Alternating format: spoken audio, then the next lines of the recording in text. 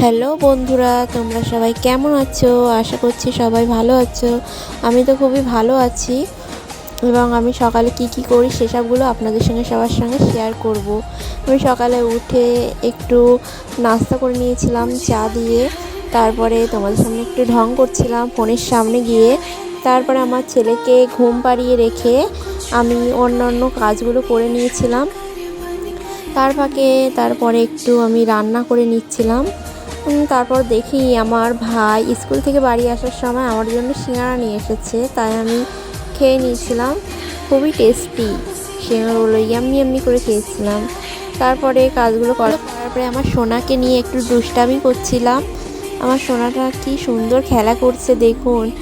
আজ আমার আজ আমার সোনার শরীরটা খুব একটা ভালো নেই, তাই ওর সঙ্গে দুষ্টামি করছিলাম।